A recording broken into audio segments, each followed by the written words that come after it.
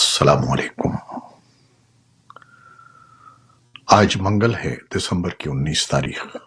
پاکستان میں اس وقت شام کے 7، بھارت میں 7:30، اور یہاں ہمارے اسٹوڈیوز کی گھڑیوں میں صبح کے 9 بج رہے ہیں۔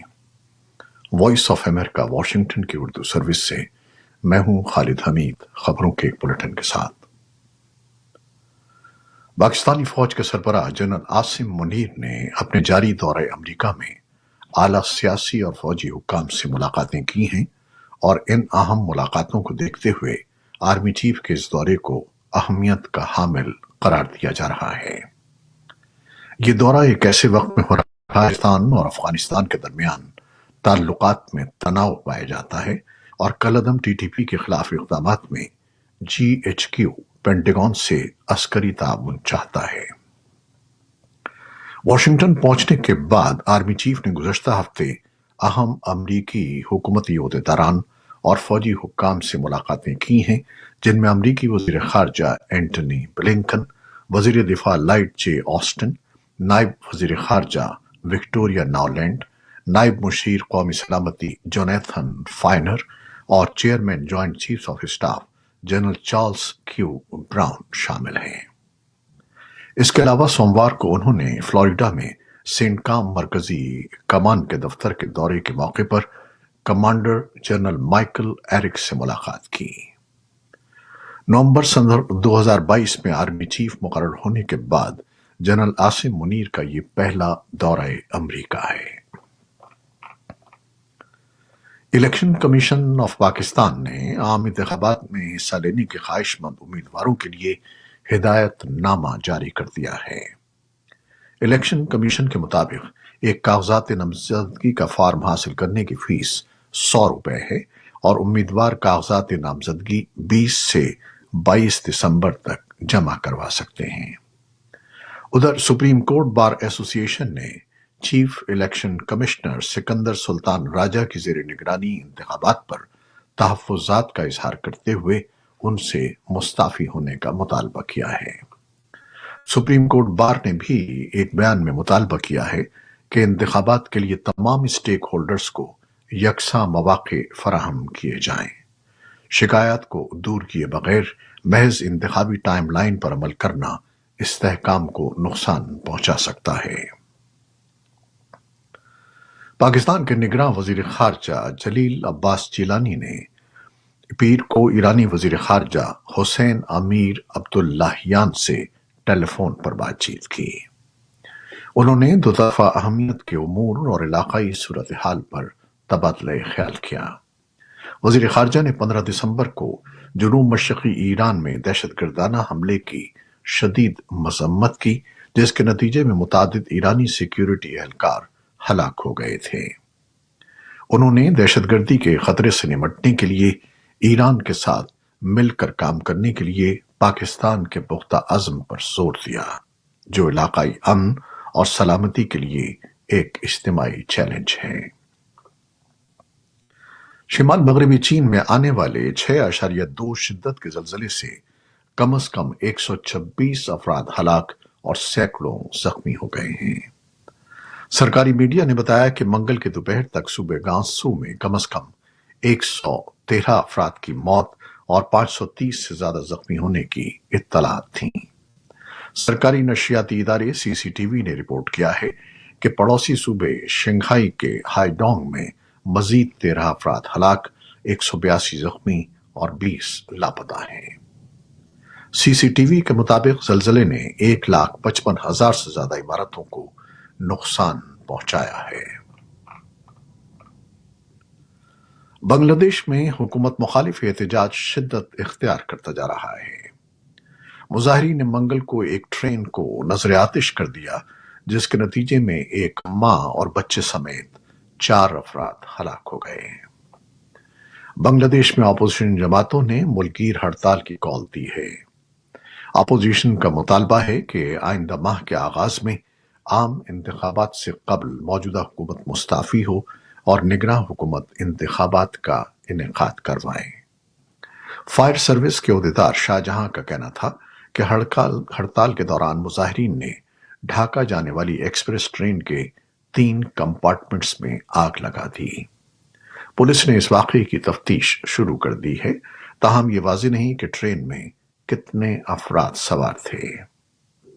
और अब इसराइल गजा लड़ाई की ताज़ा सूरत हाल और आलमी खबरें। गजा की पट्टी के दूसरे सबसे बड़े शहर खान यूनुस में मंगल को इस्राएली फोर्सेस और हमास के अस्करी पसंदों के दरमियान शदीद लड़ाई हुई, जबकि गजा में सेहत के हुकाम ने मिस्री सरहद के करीब इस्राएली फजाई हमलों की इत्तला दी है।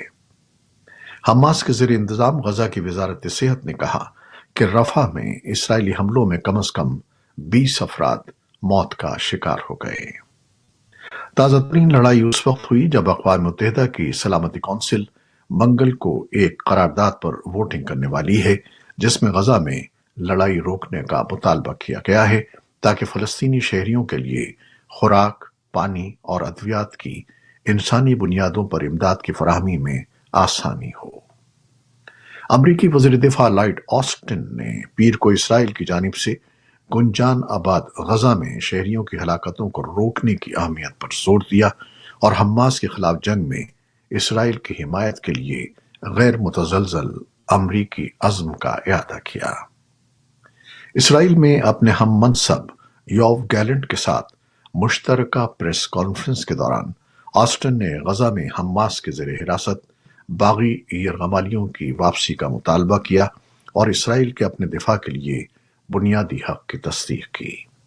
ऑस्टिन ने मजीद कहा कि अमरीका तसादुम के दौरान शहरियों के तहफ़्फ़ुज़ और गजा में इंसानी इमदाद की फराहमी को बढ़ाने पर जोर देता रहेगा।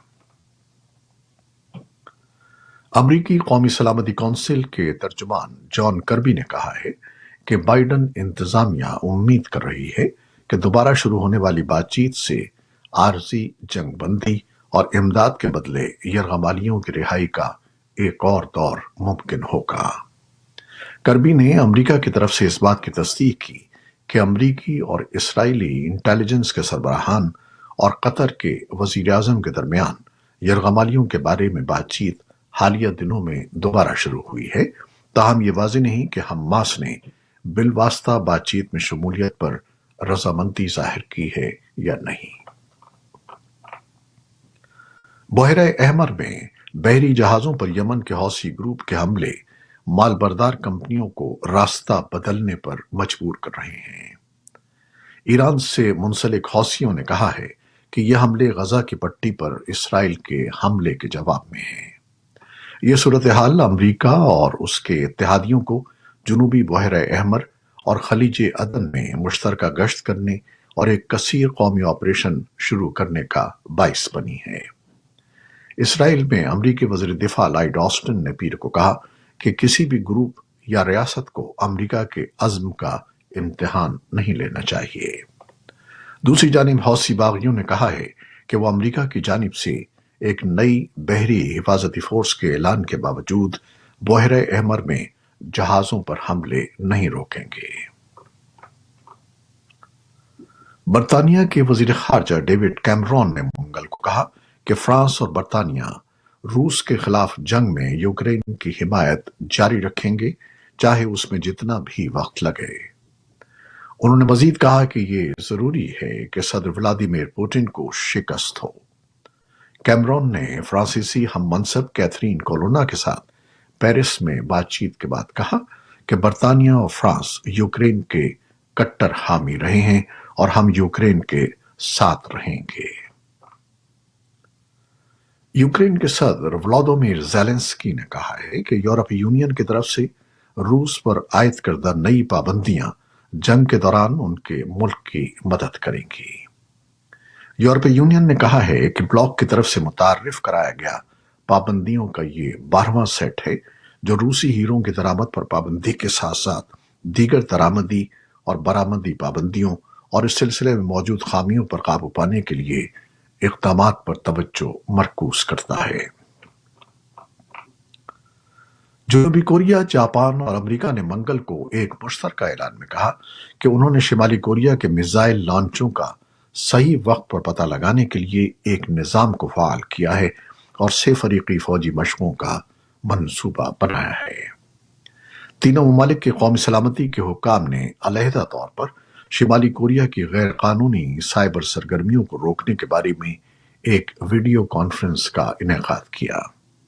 शिमाली कोरिया ने मंगल के रोज कहा कि उसने अमेरिका की बढ़ती हुई दुश्मनी के खिलाफ अपनी जौहरी कुव्वत की जंगी तैयारी का अंदाजा लगाने के लिए पीर के रोज जदीद तरीन बैनल बर आजमी बैलिस्टिक मिसाइल यानी ICBM का तजर्बा किया है, क्योंकि वाशिंगटन और उसके इत्तेहादियों ने real time missile data sharing system को चलाना शुरू कर दिया है।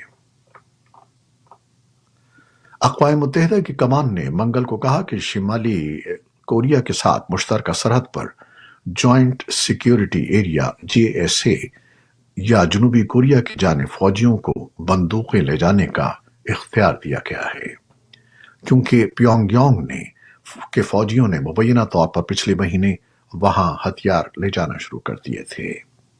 शिमाली और जनूबी कोरिया ने सन 2018 के फौजी मुआहदे के मुताबिक JSA पर अपने फौजियों को गैर मुसल्लह करने पर इत्तेफाक किया था।